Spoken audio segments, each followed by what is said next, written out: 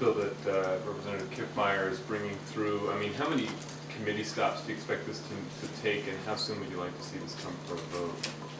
Well, I mean, shocking as it may seem, we've all probably heard about taking votes on photo ID.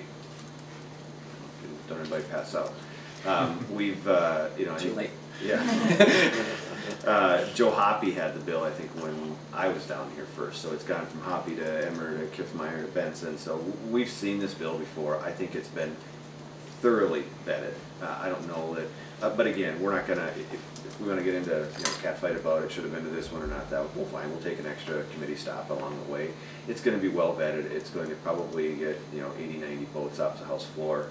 The Senate as well will be a pretty high number getting off the floor over there, and then we'll send it to the governor. Again, we'll go to conference committee, see if there's some things we can agree on with the governor and that. But it has been thoroughly vetted, and the only extra committee stops will be now is to make sure that the minority's voice is being heard. But it's more than just a photo ID bill. It's it touches on a whole mass of areas of the election law. I mean, is this different than what we? I mean, is this different than what's come up in the past? I imagine. Sure. Well, and I apologize being photo ID focused like almost everybody is. Yeah, there's Representative Kiffmeyer's bill and there's a photo ID bill. And yeah, there are some things in Representative Kiffmeyer's bill that will take some extra time and some extra steps in the process. And that we absolutely will make sure it is vetted and goes through all the necessary committees. But since it's an election bill, it's GovOps and elections at the committee. So maybe State of Finance, it will be one other one that could go through. But we have a committee that says elections in it. Pretty much suffice to be through that committee. Mr. Speaker, where do you say that it gets 80 to 90 votes? I mean, are you talking to Democrats who voted against it in the past are now saying I vote for it? Because no one voted for it last time. Yeah, no, I probably should have prefaced it by saying I think it will have the votes it needs to get off the floor, but I think all of our folks will vote for it, and I think there will be a few Democrats that will vote for it, and 72 of us, and a few of them that have said in the past they voted for it. Yeah, I mean, I think it'll get off the floor with a substantial number of votes, and it won't just be 68. The governor has said that for any election reform to meet his approval, there would need to be more frequent disclosures of campaign finance reports every quarter. What do you all think about that? Well, I think, Rachel, the important thing with the photo ID bill is people have talked about it, people have heard about it, and they're comfortable with the conversation. Should you have to have a photo ID to vote? That's kind of the question before us, and that's what will be the question on the floor. People will want to wrap other things around it, costs and county and this or that, and we'll go through those technical issues and costs through the process. But basically, the question before the body is going to be: should you have to or require photo ID to vote? Most people that we talk to say yes, that's a common sense thing that we should have. And there's an honest difference of opinion here at the Capitol. Do you see past evidence of voter fraud, and what is that evidence? Where is that evidence? Well, I think that, again, that'll be through the committee process, and yeah, you look at the Acorn cases across the country, across the Midwest, next door, when you have folks voting more than once, that's voter fraud. And we've had some of those instances here in Minnesota. We've had folks prosecuted with the Acorn group all across the country. And it wasn't just 10 years ago, it's been in recent history. So it's something that, it's not that scary. When you go in to write a check, when I go to pick up my kids at Lifetime when they're in the daycare, I have to show them my photo ID. It's not that scary. It's really easy, and it's something that involving in integrity into our system that, you go out and ask any Minnesotan walking down the street, do you think it would be better for us to show your ID when you vote or not? They will agree, well, yeah, sure, why not? It's not going to hurt anybody. And when we have close elections, that's where where voters, the most important thing is that voters believe that we have a system where their vote counts and that they have trust in the integrity of the system. And that's what photo ID is all about. But do you think there should be more disclosure of campaign finance and contributions? Look, I think the campaign finance discussion is separate from the photo ID discussion. I think that we have a very good system in Minnesota. The folks at Campaign Finance Board, I think, do a great job in working with campaigns and disclosure. I think Minnesota, compared to other states, does a great job, and we'll always try to improve that. But we have less frequent disclosure for you guys than other states, than federal candidates. Should that change? The governor says it should, so. Well, I think more frequent, or where the groups are coming, where the money's coming from and going to. I think there was quite a trail that followed, bounced from committee to committee to committee when it came to some of the funding on the gubernatorial campaigns, especially on the Democrat side of the aisle. And you know, if you want to take a check from somebody and they say who they are and you say who you are, you know, what's wrong with that? I mean, I think that's better for the process. It opens up integrity, but I think it's there's a little selective disclosure in there for other groups, but maybe not you know, for everybody. And if we're going to talk about that, I think that's a discussion for later on during the session as the committee works on that bill. But not for right now when we're trying to figure out the budget. So then in terms of disclosure for selected groups, the Republicans decided that all their recount money would go through a corporation, so there was no disclosure whatsoever. Do you think that was appropriate? You know, that's a question for the Republican Party of Minnesota. You've got Emmer's picture right back there. You just said that people should disclose, and you criticized the Democrats. So isn't it? No, relevant? I did not say the Democrats. I just said in the process. So if it's a discussion that the parties want to have and how they want to, you know, fund their campaigns, I think it's a good question to ask them. Yeah, like Matt said, people just want to make sure that they feel like the process is fair, that it was handled fairly, that everybody had their chance to have, you know, cast their vote to support the candidate they wanted. So will photo ID move separate from other election changes? I think as we're going through, yeah, because that one's had you know, it's been fully vetted, and then we can get to the other stuff. And I think the governor has said all along too that kind of have the same standard as Governor Pawlenty. If it's something that's going to pass, it should have at least some bipartisan support. I mean, we're going to get 100. Sorry, I don't want to get into Tom's handicapping votes here, but it doesn't have to have 110 votes, but it should have a bipartisan vote. So it needs Democrat support for photo ID to get off. Oh no, well, I don't think 68 votes to get off. 68 votes to get off. So what are you talking about? It needs bipartisan support, does it or not? No, the campaign, the rest of those campaign changes, which But is what the isn't photo governor. ID an election law change? That was the governor's. Sure. I think it'll have bipartisan support. I could be wrong, but I think. Rachel, I think we're going to see votes coming from the Democrats for photo ID. And have they told you that? Because I don't remember any of them voting for it last year. There aren't many new ones around. Well, I think it's a common sense.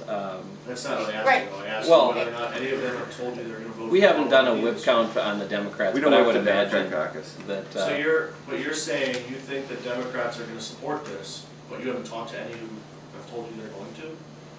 Well, I believe that it's probably an 80% issue across the state of Minnesota. I would anticipate that if it were brought to the floor, that many of them, if they were going home this weekend and they came back and they talked to folks on Main Street in Democrat districts across the state, they'll probably say go back and vote for it. And photo ID, unlike other election reforms or campaign finance reforms, does not need bipartisan support.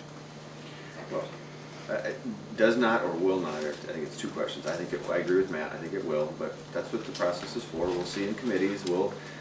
We're just talking about the other stuff that has not been vetted yet, which is some of the changes in Representative Kiffmeyer's other bill. Those are the things that, you know, the governor has said. Would need bipartisan support? That's what the governor has said. You know, he agreed with Governor Pawlenty's standard, which Governor Pawlenty had, which we had bipartisan support with Representative Emmer, Winkler, Kiffmeyer, and I forget who the other. There were 2 Democrats and 2 Republicans that came out. It was passed. How soon would the photo ID vote take place on the That one I'm not sure. It's not on the landing path for next week or anything like that. So we've got our priorities for next week, and beyond that, we'll see where the committee process takes it. And is Benson's bill, I mean, is it sort of being given equal weight? I mean, you're a co-sponsor of the Kiffmeyer bill, but I'm not sure about the Benson bill. I mean, his bill is much more limited in its scope than her bill. Which one of these are we going to see in the next couple of weeks? Well, I think that there's some differences between the two, and we have a lot of different varieties of the same idea in many of our bills, and that's a good thing because we can look at different approaches.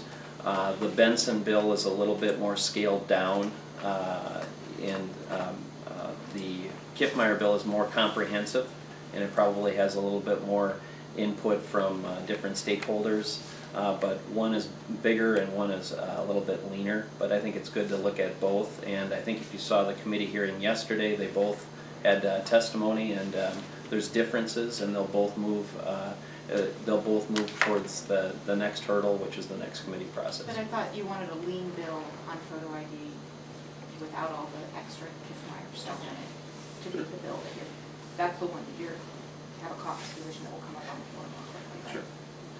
Well, No. Well, I think photo ID is the